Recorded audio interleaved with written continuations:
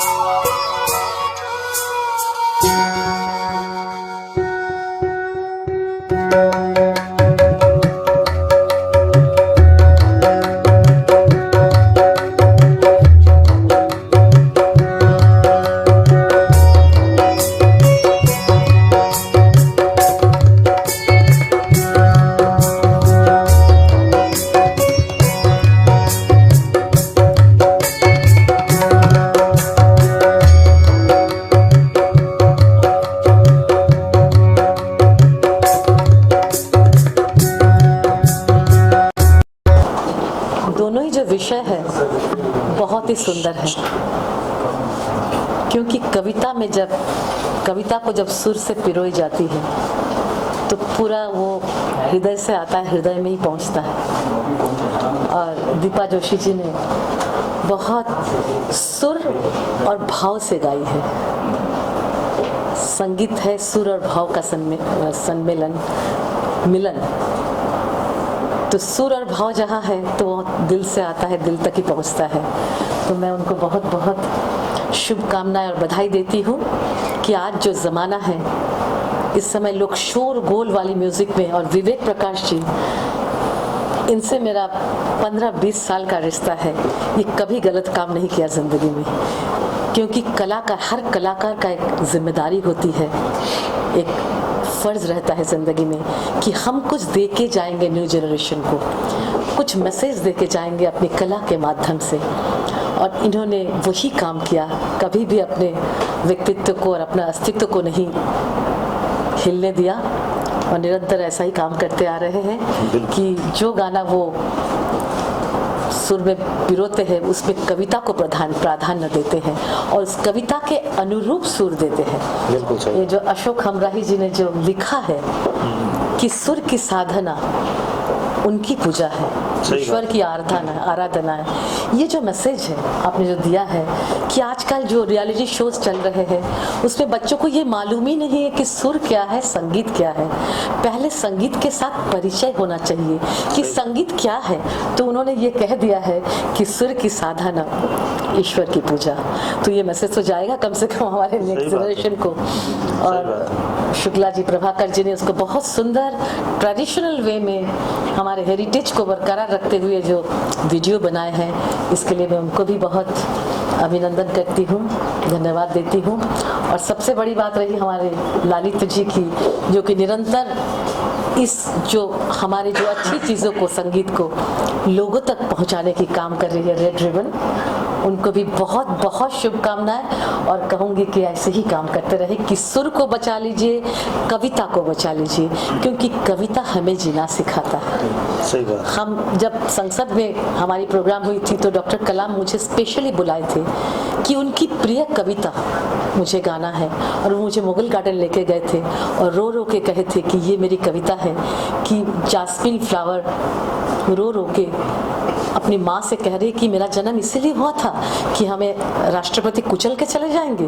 तो माँ हंस के बोली कि तुम्हारी सौंदर्य से प्रेरित होकर मोर नाचते हैं, हंस गुलांचे मारते हैं, तो कवि का मन जागता है और कविता लिखते हैं, और उसमें संगीतकार जब उसको सुर से पिरोता है तो वो इंसान के पास जाता है तो वो इंसान बनता है, ह्यूमैनिटी आता है उसके अंदर, नहीं तो वो राक्षस बन जाएगा, वो पाषाण बन जाएगा।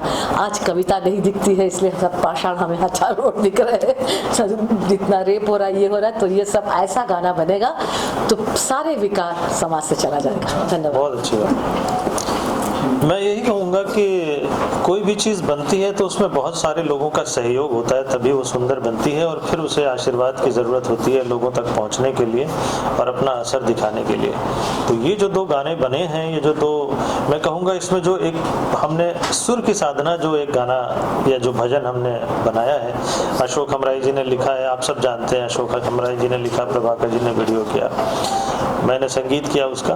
तो उसका संगीत करते समय मुझे हमेशा यही लग रहा था, धुन बनाते समय, कि किसी तरह से इसमें ये बात पैदा हो जाए कि लोग इसे अपने परिवार के साथ, पूरे सब परिवार के साथ सुन सकें, इसका आनंद ले सकें। और वही हुआ, ना तो उसमें कोई ऐसा अनुचित शब्द है जो किसी को आपत्ति दे। और सुर की साधना के लिए विशेष बात मैं ये कहना चाहूँगा कि ये तो एक ऐसी प्रार्थना, एक ऐसी प्रेयर बन गई है कि जो अब स्कूलों में उससे शुरुआत करी जाए तो बहुत बड़ी बात होगी। स्कूल में, विद्यालयों में बच्चों को पढ़ाया जाए, सुनाया जाए, क्योंकि उसमें पूरी जो लाइफ की फिलॉसफी है वो एक गाने में लिख दिया है अशोक जी ने। सुर की साधना है वो ईश्वर की आराधना। ईश्वर की आराधना करने के लिए आपको कुछ और यत्न करने की जरूरत नहीं है, सिर्फ आप सुर को साध लीजिए तो वही एक सा। और उन्होंने एक बहुत अच्छी बात कही है कि 8वां सुर सा साधना, तो बहुत बड़ी बात कही है इन्होंने। तो ये मैं उस गाने के विषय में बता रहा हूँ आपको, सुर की साधना, ईश्वर की आराधना। और ऐसे ही एक बहुत सुंदर भजन हमने, जब अशोक भाई साहब ने बहुत सारे गाने भेजे हमको लिरिक्स, तो हमने उसमें ये गाना सेलेक्ट किया कि मैं कठपुतली डोर तुमरे हाथ, मैं तुम्हारी दासी तुम मेरे नाथ। वो ये है कि हम सब ईश्वर के हाथों कठपुतलियां हैं, डोर उसी के हाथ में है। और इसमें हमने एंगल लिया वीडियो में प्रभाकर जी ने कि वो ऐसा एंगल लिया कि एक भक्त जो है वो कृष्ण भगवान से कह रहा है कि मैं कठपुतली डोर तुम्हारे हाथ और मैं तुम्हारी दासी तुम मेरे नाथ। तो मुझे दोनों गानों का संगीत करने में बहुत आनंद आया। दीपा जी की इतनी सुंदर आवाज है और ललित्या जी का साथ है और अब तो शोमा घोष जी का आशीर्वाद है। तो मुझे पूरा भरोसा है कि ये दोनों गाने खूब चलेंगे, लोग उसे खूब पसंद करेंगे, घर घर बजेंगे और पूरा परिवार आनंद लेगा इससे। जी दीपा, अभी शोमा जी ने इतनी सुंदर सुंदर बातें बताई जो कि सच में बहुत ही भावपूर्ण थी, और जो कि उन्होंने बातें बताई कि हाँ, जो आज का समय है उसमें इस तरह का संगीत अगर आता है तो समाज के लोगों के लिए भी, बच्चों के लिए भी, सभी के लिए बहुत प्रेरणादायी है। और मैं उनका भी शुक्रिया अदा करूंगी कि उन्होंने अपने बिजी वक्त में मतलब समय निकाला हमारे लिए यहाँ पर आने का। इस बात की मैं बहुत आभारी हूँ। और विवेक जी ने जैसा भी बताया कि जब हम बैठे थे, जब लिरिक्स आई थी, अशोक हमराही जी से भी बात हुई थी, तब हम यही सोच रहे थे कि कौन से गाने लें, किस तरह के, कौन से, बहुत सारे गीत उनके द्वारा लिखे गए सामने थे हमारे। पर मैं कठपुतली डोर तुमरे हाथ, जैसा भी विवेक जी ने बताया भी कि इतना सुंदर लगा कि जैसा बताया कि ईश्वर के हम सभी उनकी डोर से बंधे हुए हैं। और उसी तरह संगीत वाला जो गीत है, इतने सुंदर शब्द जो कि जब जब सुनते हैं और इतनी सुंदर धुन, मतलब जो भी सुनता है वो कहता है कि गीत कितना सुंदर बना है और कितना सुंदर लिखा गया है। और उसी तरह से उसका वीडियो भी बहुत सुंदरता से बनाया गया है। और मैं बहुत भाग्यशाली हूँ कि इतनी अच्छी टीम, इतने अच्छे लोग मेरे साथ जुड़े हैं। और शोमा जी से भी आज मेरी मुलाकात हुई, जिनसे मैं मिली नहीं थी, तो ये भी बड़े सौभाग्य की बात है। और रेड रिबन से लास्ट ईयर भी मेरी गज़ल आई थी अनूप जलोटा जी के साथ, तो वो भी बहुत अच्छी रही। पर ललित्या जी से भी आज मुलाकात हुई, जो कि बहुत ही मुझे अच्छा लगा कि उनसे मिलकर, और उन्होंने भी आज यहाँ पे हमें मौका दिया, उसके लिए भी मैं रेड रिबन की शुक्रगुजार हूँ। अशोक हमराही जी, उन्होंने इतने सुंदर गीत लिखे और आगे भी उम्मीद है कि हम उनके गीत गाएं, प्रभाकर जी के साथ काम करें, विवेक जी के साथ काम करें, शोमा जी से भी बहुत कुछ सीखें और ललित्या जी का भी मार्गदर्शन रहे। तो आई एम वेरी हैप्पी कि आज सब लोग साथ में हैं। आप लोग भी आए इतनी दूर दूर से, तो वो भी बहुत अच्छी बात है कि सबसे मुलाकात भी हुई और सब दें। जो हमारी उपलब्धि है, जो सबने काम किया है, वो आपके सामने है और मुझे उम्मीद है कि सबको पसंद आएगा। और जैसा कि विवेक जी ने कहा कि घर घर में चाहे इसे बच्चे सुने, बड़े सुने और बुजुर्ग सुने, सभी को ये अच्छा लगेगा। 2 गाना हो जाए जी।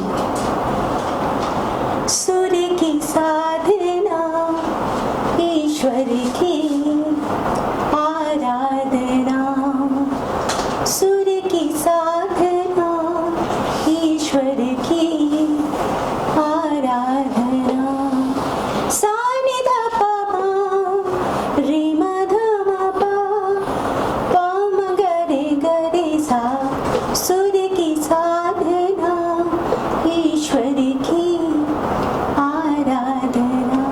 बहुत अच्छा, बहुत कठपुतली डोर तुम्हारे हाथ, मैं कठपुतली डोर तुम्हारे हाथ, मैं तुम्हारी दासी, तुम मेरे नाथ, तुम मेरे नाथ। कान्हा ओ कान्हा, कान्हा ओ कान्हा। बहुत अच्छा। मैं माइक इधर कर दूं? सुना कि कितना मीठा गा रहे हैं और मैं अभी मिली उनको कल और उनका व्यक्तित्व इतने लविंग और सुरीले हैं और वो ही उनके गाने में भी आ रहा है। बहुत अच्छा भाव है और ये सब भाव एक जो कंपोजिशन बनाया है। और मैं विवेक जी को वो कहूँगी, जैसे हमारे पहले के गाने होते हैं तो कंपोजिशन धुन तो अच्छी होती है पर जो म्यूजिक होता है वो भी हमें याद रहता है, उसकी भी एक बहुत वैल्यू होती है। तो आपके हर गाने में धुन के साथ में एक संगीत, एक कुछ भी फ्लूट का भी पीस हो तो भी एक सोच के उसको बहुत अच्छा आप बनाते, इसलिए हमेशा हमारे दिल में वो गाने बस जाते। तो बहुत अच्छा लगा कि आपके साथ तो हम बहुत समय से जुड़े हैं और आप ऐसे ऐसे कलाकार यहाँ लेके आ रहे हैं। और बहुत अशोक जी आपने भी और प्रभाकर जी आपके साथ भी बहुत वीडियोस आपके किए हैं, तो बहुत अच्छा लगा। और हमारे साथ पद्मश्री शुमा घोष जी, उनके हाथ से ये एल्बम लॉन्च हो रहा है और उनके आशीर्वाद मिल रहे हैं और रेड रिबन को भी उनका सपोर्ट मिल रहा है, तो हमारे लिए बहुत बहुत खुशी की बात है। और बस ये दोनों गाने इतने अच्छे गाए हैं और उसका पूरा निभाया है, कंपोजिशन और लिरिक्स को इतना अच्छा निभाया है। और एक जनरल थॉट है जो हम सबको डे टू डे में पता ही है, हम उठते हैं प्रार्थना के भाव से, हम एक क्लीन स्लेट के साथ उठते हैं और ये मेरी वही इच्छा है कि सब लोग उठने के साथ भी ये सुने और यही सोच पूरे दिन में रहे और ये सब हम भावनाएं सबको बांटते रहे। और मैं कहूँगी अगर भाव अच्छा हो और संगीत अच्छा हो तो फिर और ही मज़ा आ जाएगा। जी हाँ जी सर, क्या कुछ कहेंगे सर आप? कहीं गाने कहीं कविता लेके गए थे और दो चुना गया। नहीं, ऐसा कुछ नहीं है। विवेक जी के साथ तो हमारा बहुत पुराना रिश्ता है, शायद आधी उम्र से ज़्यादा। और विवेक जी ने जितने भी गाने किए हैं, अभी तक तो यह था कि हमारे सबसे ज़्यादा गाने विवेक जी ने ही संगीतबद्ध किए, खुद भी गाए और रूली जी ने और बहुत सारे लोगों ने गाए। विवेक जी के साथ जब काम करने का मौका मिलता है तो बड़ी खुशी होती है।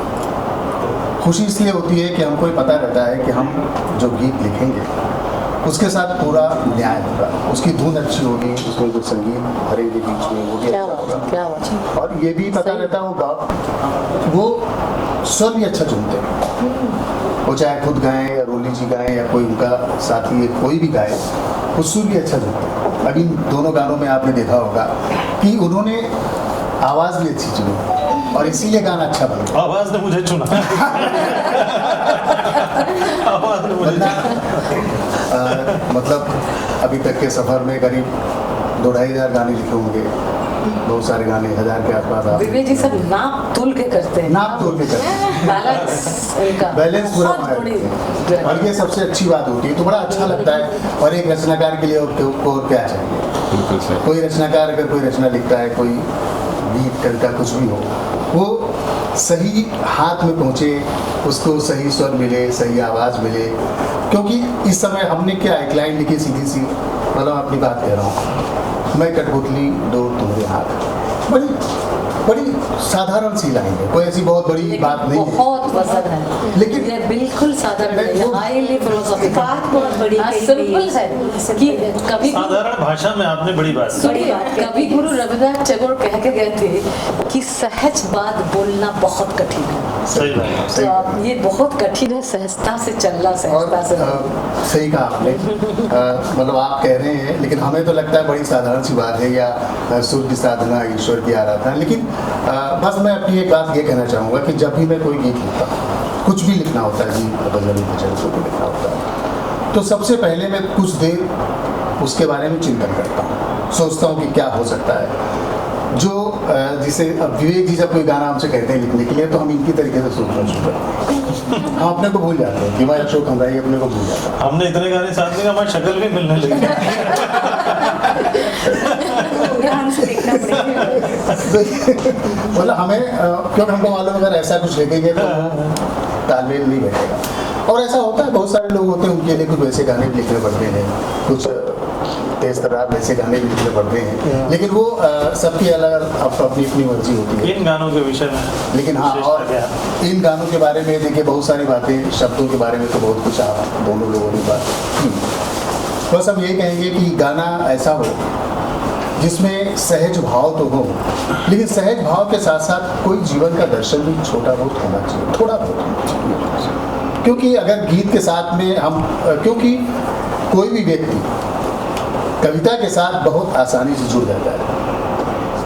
गद्य बहुत बड़ा होता है, बहुत भारी होता है, आदमी उसको हजम नहीं कर पाता, लेकिन कोई कविता की एक लाइन होती है, पंक्ति होती है, और ख़ास तौर से गा करके अगर वो बात कही जाती है तो बहुत आसानी से लोग अपने आप को उससे जोड़ लेते हैं।